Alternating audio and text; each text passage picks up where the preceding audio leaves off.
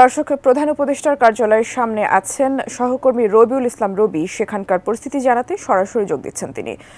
রবি, সকাল থেকে আন্দোলনকারীরা আন্দোলন করছেন প্রধান উপদেষ্টার কার্যালয়ের ফটক আটকে। এখন সেখানকার পরিস্থিতি কি দেখছেন জানাবেন।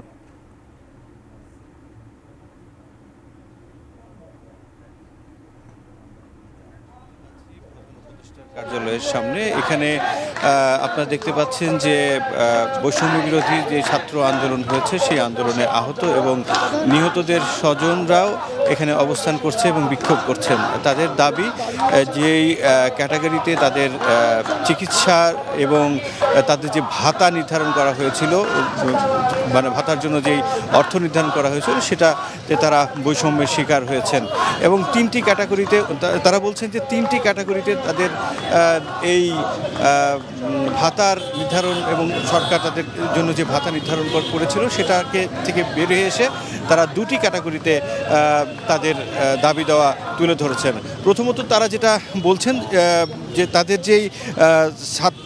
তাদের যেই আহত যারা আছেন, অর্থাৎ গুরুতর যেই আহত ব্যক্তিরা আছেন, তারা বলছেন যে 22,000-এর মতো আহত ব্যক্তি আছেন যাদের পুনর্বাসন এবং তাদের প্রতি মাসে অন্তত 20,000 টাকার ভাতা দেওয়ার দাবি তারা তুলেছেন। ভিশনের ফুলঝুরি মেগা অফারে ফ্রি কিনলেই পাচ্ছেন 16 পিসের আকর্ষণীয় গিফট বক্স একদম ফ্রি। সেই সাথে তারা যতদিন পর্যন্ত এই আহত আন্দোলনকারীরা বেঁচে থাকবেন ততদিন পর্যন্ত তাদেরকে ফ্রি চিকিৎসার ব্যবস্থাও যেন সরকারের পক্ষ থেকে করা হয় সেটার দাবিও তারা তুলছেন। এছাড়া যারা এই গণ অভ্যুত্থানে মৃত্যুবরণ করেছেন সেই সকল পরিবারকে যেন ভাতার আওতায় নিয়ে আসা হয় এবং তাদেরকে যেন একটা নির্দিষ্ট সময় পর্যন্ত ভাতা দেওয়া হয় এবং সেখানে যদি তাদের কর্মক্ষম কোনো কেউ না থাকেন তো সেই ক্ষেত্রে তাদের পরিবার পরিজনকে যেন দেখভালের জন্য যেই পরিমাণ অর্থের প্রয়োজন সেই পরিমাণ টাকার ভাতা হিসেবে দেওয়ার দাবি তারা তুলছেন। এছাড়া যারা কম পরিমাণ অসুস্থ, অর্থাৎ কম পরিমাণ আহত হয়েছেন, যাদের দ্বারা আসলে কাজ করা সম্ভব, সেই সকল আহতদেরকে আরও উন্নত চিকিৎসার দাবি তারা তুলেছেন এবং এই চিকিৎসা শেষে তাদেরকে উপযুক্ত ট্রেনিংয়ের মাধ্যমে কর্মসংস্থানের ব্যবস্থা করারও দাবি তারা তুলছেন।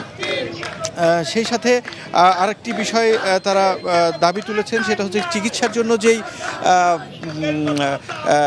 বৈষম্য তারা নিয়েছেন, বিভিন্ন সময় তারা হাসপাতালগুলোতে চিকিৎসা সেবা নেয়ার জন্য যেই বৈষম্যের শিকার হয়েছেন এবং সরকারের পক্ষ থেকে যেই ওয়াদা তারা করেছিলেন সেই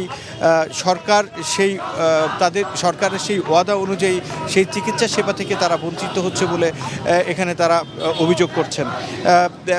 আপনি জানেন যে প্রধান উপদেষ্টার কার্যালয়ের সামনে তারা অবস্থান নিয়েছে এবং তাদের অবস্থানকে ঘিরে আইন শৃঙ্খলা রক্ষাকারী বাহিনীও খুব তৎপর রয়েছেন এবং এখানে সেনাবাহিনী এবং বিভিন্ন আইন শৃঙ্খলা রক্ষাকারী বাহিনীর সদস্যরা এখানে অবস্থান নিয়েছেন যেন কোনো প্রকার অপ্রীতিকর ঘটনা এখানে না ঘটে।